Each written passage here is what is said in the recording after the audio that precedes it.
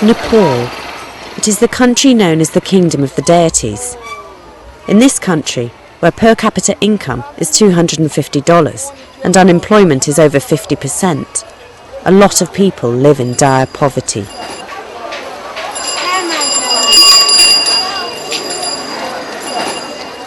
And yet, hope and comfort are never too far away.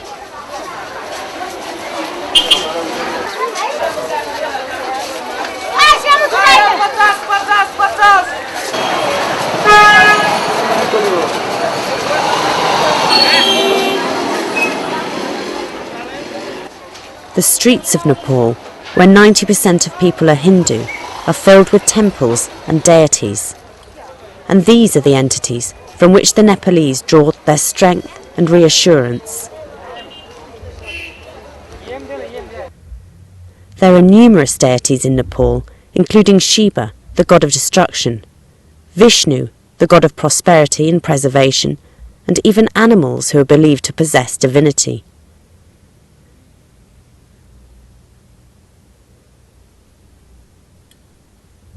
And then there is one more. It is a goddess, known as the incarnation of the ancient Hindu goddess Teleju. She is supposed to possess cow-like eyelids, a snail-like neck, a tree-like body, just like the portrayal of the image of god and goddess in the holy Hindu scripture. She is Kumari.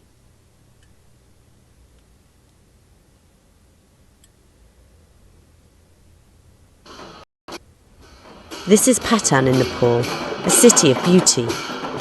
A big festival is being held at the moment.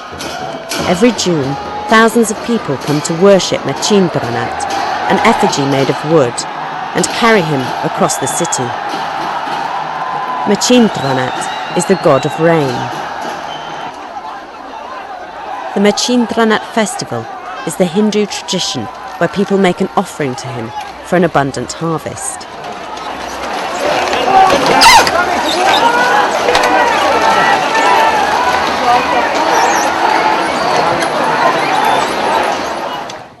In all sincerity, people light up thousands of lamps one by one and pray to their own deities for the well-being and happiness of their families.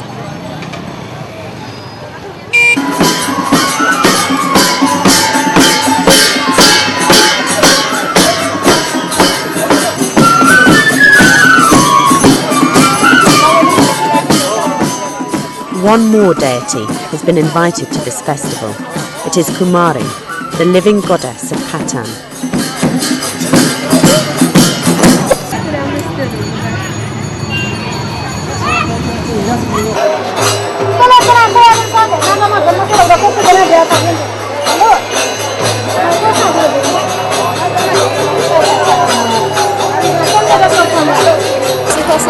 I prayed for well-being and happiness in my life. All Nepalese people worship Kumari. She is the goddess.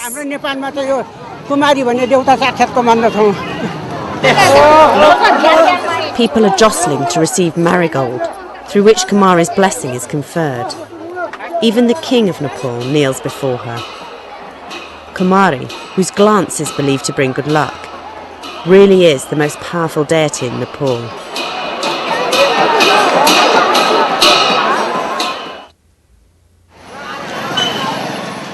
Durbar Square, which is filled with temples. It is the site where the greatest Hindu kingdom was found. A royal Kumari, who has close contact with the royal house, lives here. The place is visited by hundreds of visitors and tourists every day. She seldom makes an appearance in public. Occasionally she does so just for a few seconds. The Kumari tradition originated from the tradition of virgin worship in the 6th century and evolved into the present ritual in the 17th century. There are 10 Kumaris in Nepal. Of those 10, it is the Kumaris of Kathmandu, Pakhtarpur and Patan that hold the highest position. This street is part of the temple of Patan. It is where Patan Kumari lives.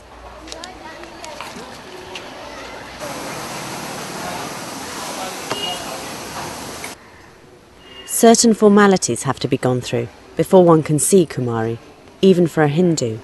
It's therefore very hard to see Kumari whose life is confined to a temple.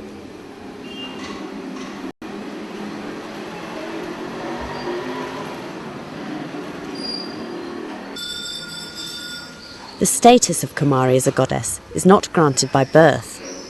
Kumari is selected from girls aged 2 to 4 who satisfy all the conditions of 32 perfections. These include having Shakya as her family name, having black hair and eyes, and a blemish-free body. If she passes all these tests, she is selected as Kumari until she has her first menstrual period, around the age of 10. Once a girl is selected as Kumari, the Nepalese believe, the spirit of the ancient Nepalese goddess Teleju enters her body, purifying her old memories and impurities. They believe the girl is reborn as a goddess. After long hours of persuasion, we were given permission to see Kumari. She came to the temple at the age of 5. Now she's 12. Her father, who is the guardian of Kumari, is in charge of all rituals. This is the secret moment in which an ordinary girl is transformed into a goddess. The temple was reluctant to show this.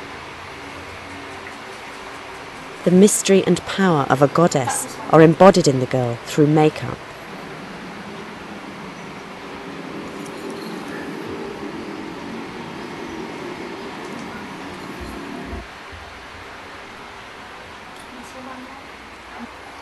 A tika is glued on the girl's forehead. A tika is the eye of wisdom that sees through all things in nature. Her ornaments are believed to have divine power. The more ornaments, therefore, the more divinity. And thus, a Kumari is given the form of a goddess. Are you not allowed to say anything as Kumari? You can talk now, can't you? Kumari cannot talk to anyone. Once he waves the bell and starts chanting mantra, puja starts. Puja means prayer, and it's a Hindu ritual carried out by humans to communicate with the deities. The same rituals performed for the images of deities inside the temple are performed for the Kumari. He gives his prayers, which are believed to infuse new life into Kumari, purified through holy water. Through this ritual, she who has assumed the likeness of a goddess with makeup and ornaments is now officially possessed by the spirit of a goddess. Her parents are both her guardians and the closest devotees. They bow and ask for her blessing. Once she becomes Kumari, she must be served in this way, severing all ties to the mundanities of life.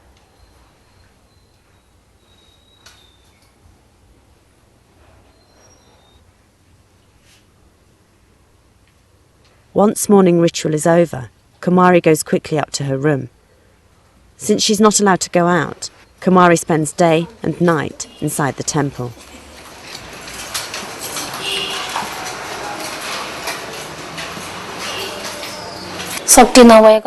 She didn't feel it was hard because she has spiritual power. In the last festival, she couldn't move for 4 hours. She couldn't have stood it if she didn't have spiritual power.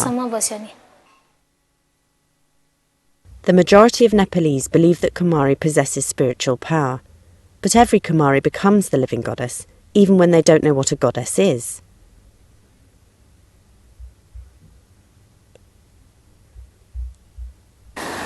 They take little girls who can barely express their hunger and illness. They lock them up in the temples, saying it's for doctrinal reasons, and give them all the religious work to do. If you tell my child to sit like that, in a cramped place for a long time, she won't be able to do it. Kumari is just like any other child.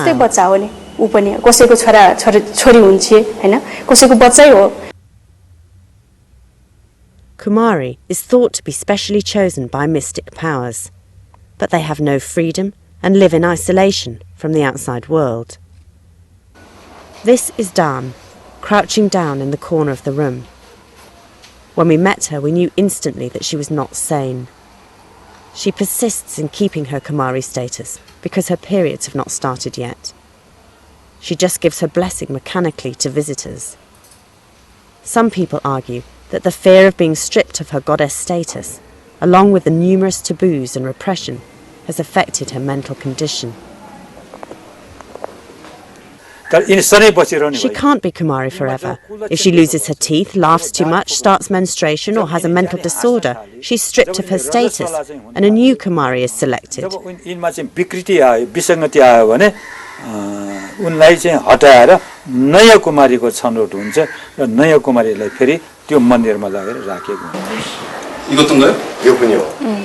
Rashimila was one of the most revered royal Kumaris.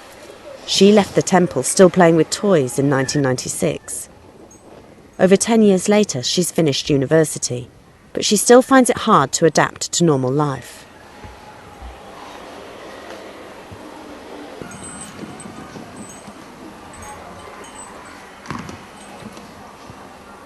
It was really hard then. As a Kumari, I was always taken on someone's back when I needed to move, so I couldn't practice walking. I also found it hard to communicate with my family. It was okay to talk to my immediate family, but I wasn't comfortable talking to relatives when they visited me.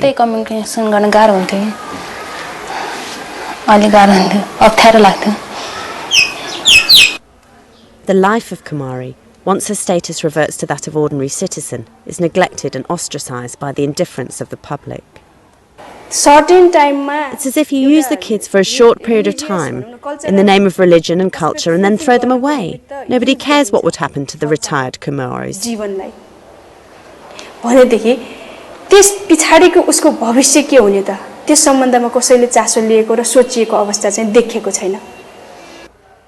For this reason, Nepal has never escaped the criticism that the Kumari tradition is a form of child abuse.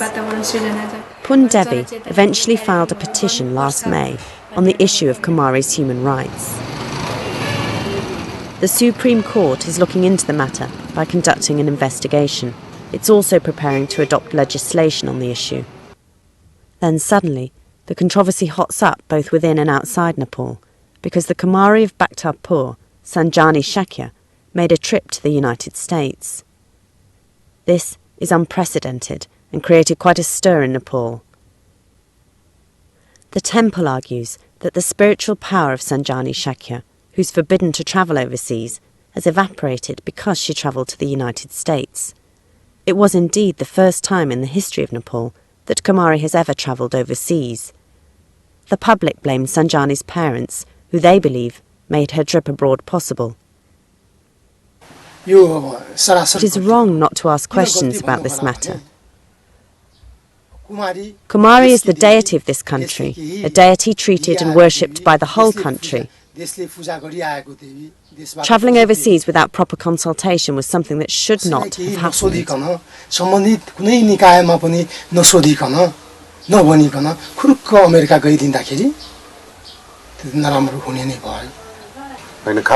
To be honest with you, I didn't know the Americans eat beef. We've never visited other countries. We thought she could go to the United States, just like she goes outside to play and to school. That's why we sent her.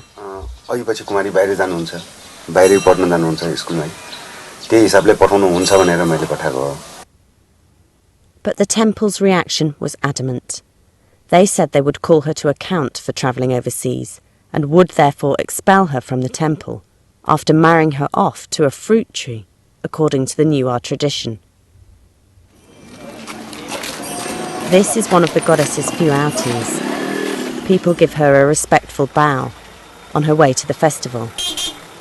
Lest her feet touch the ground, the Kumari is carried safely in her mother's arms. It's the last day of the 5-day-long festival. The Prime Minister and high-ranking government officials came to visit to receive the Kumari's blessing. She gives them blessing and flowers that symbolise authority.